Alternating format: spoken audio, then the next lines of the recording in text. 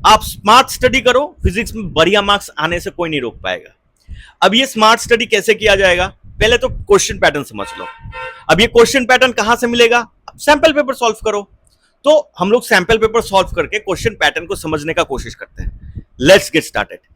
First question ये बोला जा रहा है, एक हॉलो स्फीयर और एक सॉलिड स्फीयर है, दोनों ही चार्ज्ड है और दोनों का मेटेरियल डिफरेंट है, एक एल्युमिनियम का है एक कॉपर का है। Now they have equal radii and they are also in electrostatic equilibrium. ये आपका कीवर्ड है। इलेक्ट्रोस्टैटिक इक्विलिब्रियम का मतलब यह है दोनों का पोटेंशियल सेम हो जाना। अब पोटेंशियल तब सेम होगा दोनों जब चार्ज रहेगा, यहां पर बोल दिया गया है। अब चार्ज कैसे रहेगा, when you transfer charge to the hollow sphere and solid sphere respectively. हम लोग मान लेते हैं इसमें Q1 चार्जेस और Q2 चार्जेस यहां पर दिया गया है। आपने जब चार्ज ट्रांसफर किया कोई मेटेलिक ऑब्जेक्ट के ऊपर, क्या होता क्या है उसके टाइम, वो चार्ज ना सरफेस में आ जाता है। These are the key lines children. अगर चार्ज सरफेस में आ गया तो आप ये सोचो, मेरा हॉलो स्फीयर और ये मेरा सॉलिड स्फीयर, इसमें क्या होगा, चार्जेस मेरा Q1 और Q2 सरफेस में आ गया है। पोटेंशियल मैं सरफेस में निकालूंगा और इलेक्ट्रोस्टैटिक इक्विलिब्रियम में जो पोटेंशियल सेम होगा that will be V1 and V2 for surface. ये अगर आपको समझ में आ गया then just apply the formula. क्या होता है फॉर्मूला, दोनों का सेम होता है और के क्यू बाई आर, के क्यू बाई आर। सरफेस में दोनों का सेम होता है, याद रखो, Q1 इक्वल टू Q2। अब हम लोग ऑप्शन वेरीफाई करते हैं। Both the sphere are having equal charges, एकदम ठीक है। ये अगर आपको समझ में आ गया, एक दो कीवर्ड्स ले लो क्योंकि ये ही क्वेश्चन आएगा, ये कोई गारंटी है नहीं। अब एक दो क्या है, अगर आपको ये बोल दिया जाए इनसाइड में क्या होता है, इनसाइड में भी के क्यू बाई आर होता है। एक दो पॉइंट्स और कुछ हम लोग क्लियर कर लेते हैं। अगर आपको ये बोला जाए find the potential at r/3 from the centre, तो आपको क्या सोचना है। अब ये r के जगह में r/3 थोड़ी ना लिखना है, आपको मैंने ये समझाया ना, इनसाइड द पोटेंशियल दोनों सेम होता है, इनसाइड और सरफेस में सेम होता है। Then your answer will be sir, inside तो सेम होता है, सरफेस में जितना है उतना ही होता है। r/3 दे दे, 2r/3 दे दे, कुछ भी दे दे, the value will be same. But in case of solid sphere, अगर आपको यहां पर पूछ दिया जाए r/3 में कितना होगा बताओ, then you have to use a separate formula for solid sphere. It is k cube by 2r cube, sorry 2r square 3r cube minus r cube. ये r के जगह में मुझे r/3 बिठाना है। अगर मैं यहां पर r बिठा दूंगा तो it will indicate the surface और आपका वैल्यू देखना ये आ जाएगा। तो आपको समझ में आया ना, हमने पढ़ा एक सिंपल सम, उससे दो तीन कंसेप्ट और पढ़ लिया हमने। This is the general formula of potential in case of solid sphere. Insulated copper wire जिसका डायमीटर स्मॉल डी और रेजिस्टिविटी रो है, उसका n नंबर ऑफ टर्न्स एक सिलेंडर के ऊपर चढ़ाया गया है। अब सिलेंडर का डायमीटर कैपिटल डी है। हम लोग को total resistance between the two ends of the coil of copper wire निकालना है। इसका की फॉर्मूला क्या है, R equal to rho L by है। इससे ऊपर कुछ याद आ रहा है, आप बताओ। अब एरिया को डायमीटर से रिप्रेजेंट करना है, पाई आर स्क्वायर हमारा तो फॉर्मूला है। अगर मैं यहां पर डायमीटर लाना चाहता हूं तो 2r मुझे चाहिए, 2r का स्क्वायर, 2r का स्क्वायर एक्स्ट्रा है, नीचे 4 आना चाहिए, that will be equal to pi d square by 4। Now length, length of the copper wire जो स्मॉल डी के ऊपर ऊंड है, ठीक है, ये हमारा सिलेंडर है। अब सिलेंडर के ऊपर, अब सिलेंडर के ऊपर हमारा कॉपर वायर ऊंड है, इन नंबर ऑफ टर्न्स। यहां पर आपने कॉपर वायर लगाने के बाद आपको एक चीज समझ में आ रहा है, यहां से अगर आप ऑब्जर्व करोगे तो आपको कॉपर वायर गोल गोल दिखेगा और जिसका डायमीटर कैपिटल डी से इक्वल है। अब अगर मैंने एक लेंथ इसका निकाल लिया तो कैसा आएगा, 2 पाई आर। अच्छा, डायमीटर से एक्सप्रेस करें पाई डी, इतना मीटर। तो टोटल कितना टर्न है? n, तो total length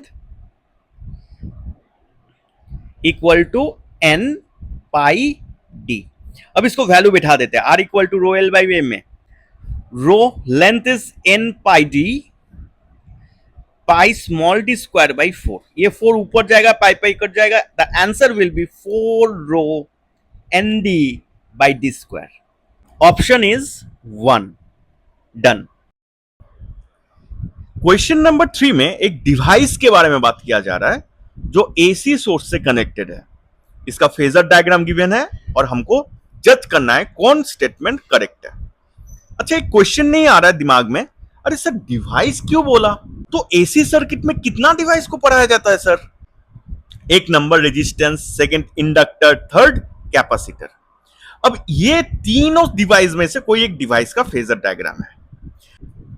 in case of resistance current ना लैग ना लीड करता है, यहां पर वोल्टेज और करंट एक साथ सर्किट में इंटर करता है। इन केस ऑफ इंडक्टर यहां पर करंट बाद में आता है, वोल्टेज आगे एंटर कर लेता है, तो इसलिए कहा जाता है वोल्टेज ये है, करंट लैग करता है। और इन केस ऑफ कैपेसिटर चार्जेस का एक्यूमुलेशन पहले चाहिए प्लेट्स के ऊपर, वो जाके पोलराइज करके दूसरे प्लेट में नेगेटिव लाएगा, तो चार्जेस का एक्यूमुलेशन जरूरी है। तो in case of capacitor the current should flow first, after that there will be a potential difference. तो इन दिस केस वोल्टेज से करंट आगे रहता है, लीड करता है। तो समझ में आ गया। इन केस ऑफ आर कुछ भी नहीं है। इन केस ऑफ एल करंट क्या करता है? लैग करता है, 90 डिग्री नीचे रहता है। इन case of capacitor current 90 degree आगे रहता है। ओके, यहां पर हम लोग को लैग और लीड समझना है। पहले हम लोग क्या करते हैं, यहां पर 90 डिग्री दिख रहा है, अब वोल्टेज का एंगल ले लेते हैं। वोल्टेज का एंगल ओमेगा टी, तो वोल्टेज का एंगल कितना हुआ? Omega T. करंट का एंगल क्या हुआ? वो ओमेगा टी जाएगा, उसके बाद और 90 डिग्री जाएगा, I equal to omega t plus 90 degree. अच्छा, 90 डिग्री, तो कैपेसिटर के बारे में ये बात कर रहा है। अच्छा, स्टेटमेंट पढ़ते हैं। When the frequency of AC source is increased, then the impedance of the device decreases. तो यहां पर क्या चीज के ऊपर फोकस करना है? फ्रीक्वेंसी के ऊपर और इंपीडेंस के ऊपर। ये दोनों के बीच में रिलेशन समझना है फर्स्ट स्टेटमेंट में। अच्छा, इंपीडेंस क्या होता है? कैपेसिटर जो करंट के ऊपर रेजिस्टेंस देता है, दैट इज एक्ससी। अब ये फ्रीक्वेंसी के ऊपर डिपेंडेंट है। क्यों? XC equal to 1 by omega C. Omega क्या होता है? 2 pi frequency into C. In case of capacitor 2 pi and C is fixed, therefore XC is inversely proportional to frequency. अगर फ्रीक्वेंसी बढ़ जाएगा, इंपीडेंस डिक्रीज हो जाएगा। यहां पर क्या बता रहा है? यहां पर आपको यह बता रहा है फ्रीक्वेंसी इंक्रीज, इंपीडेंस डिक्रीज। अरे भाई, पहला ही ऑप्शन हमारा ठीक है। इन क्वेश्चन नंबर 4 4 में से कौन स्टेटमेंट ठीक है हम लोग को देखना है।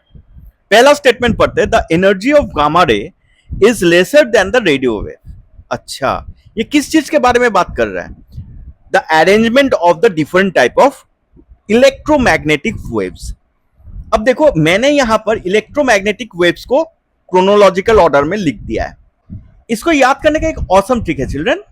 आपने एक रेडियो पे एमआई लिखा हुआ देखा, आपने रेडियो पे एमआई माइक्रो इंफ्रारेड लिखा हुआ क्या किया? देखा। देखा मतलब विजिबल, राइट? तो ये चारों आपने याद कर लिया। इसके बाद यूवी, एक्सरे, गामा। अब बात ये आता है, ये जो अरेंजमेंट है, this is the increasing frequency. अगर आपका ये इंक्रीजिंग फ्रीक्वेंसी है तो ये डायरेक्शन इंक्रीजिंग वेवलेंथ है, because frequency is inversely proportional to the wavelength. अब यहां पर एनर्जी के बारे में बात किया जा रहा है। Energy equal to h c by lambda, energy equal to h nu. The energy of gamma ray is lesser than the radio wave. अच्छा, फ्रीक्वेंसी जिसका ज्यादा है उसका एनर्जी भी ज्यादा है, because energy is directly proportional to frequency. Gamma का energy ज्यादा है, रेडियो का एनर्जी कम है, तो द एनर्जी लेसर, गामा का लेसर, गलत बता रहा है, गामा का ज्यादा होना चाहिए। The energy of the radio wave is lesser, हाँ रेडियो वेव का एनर्जी लेसर है, गामा का ज्यादा है। The option 4 is correct. In this question the internal angle of the prism is given. यहां से दिख रहा है angle of prism is 90 degree, तो ऑब्वियस सी बात है ये एंगल 45 डिग्री है। नेक्स्ट पॉइंट क्या बता रहा है, the glass has the critical angle 45 degree. इसका मतलब यह है the light ray will hit the interface between the prism and the air greater than 45 degree. मतलब ये जब लाइट आएगा ना टोटल इंटरनल रिफ्लेक्शन के टाइम में, ये जो एंगल बनेगा incident angle, that should be greater than 45 degree. If you focus on this statement, interface में incident angle should be greater than 45 degree, तो हमारा जो करेक्ट डायग्राम है वो निकल जाएगा। इसके लिए हमने क्या किया, इसलिए हमने एक नॉर्मल ड्रॉ कर लिया। अब ये दिख रहा है, ये 45 से ज्यादा आ रहा है। आप तो कंफ्यूज हो, आप बोलोगे सर ये तो आप रटे होंगे, क्वेश्चन करने के आगे आप करके रखे होंगे। ऑप्शन बी में देखो ये वाला एंगल पक्का 90 डिग्री में है। अगर आप नॉर्मल ड्रॉ करोगे और लॉ ऑफ रिफ्लेक्शन, क्योंकि इस पॉइंट में लॉ ऑफ रिफ्लेक्शन लगने वाला है, incident angle will be equal to the reflected angle and they are equal to 90 degree, therefore they will be 45। ये वाला ऑप्शन खत्म। ये वाला नॉर्मल ड्रॉ करो, इंसिडेंट एंगल रिफ्लेक्टेड एंगल एकदम आंख से दिखाई दे रहा है, they are less than 45 degree, incident angle reflected angle. तो ये वाला ऑप्शन भी नहीं होना चाहिए। क्या होना चाहिए, 45 से ज्यादा। ये वाला भी लग रहा है ना 45 से ज्यादा है सर, तो ये ऑप्शन क्यों नहीं लिए। ये ऑप्शन को वेरीफाई करने के लिए हम लोग कुछ एक्स्ट्रा फॉर्मूला यूज करते हैं। अच्छा आप मुझे देख के बताओ, ये मैंने ड्रॉ किया नॉर्मल, ये मेरा इंसिडेंट एंगल, ये मेरा रिफ्लेक्टेड एंगल। अगर मैं यहां पर नॉर्मल ड्रॉ करूंगा तो मेरा इंसिडेंट एंगल और रिफ्लेक्टेड एंगल 0। अच्छा यहां पर r equal to 0, r2 equal to 0।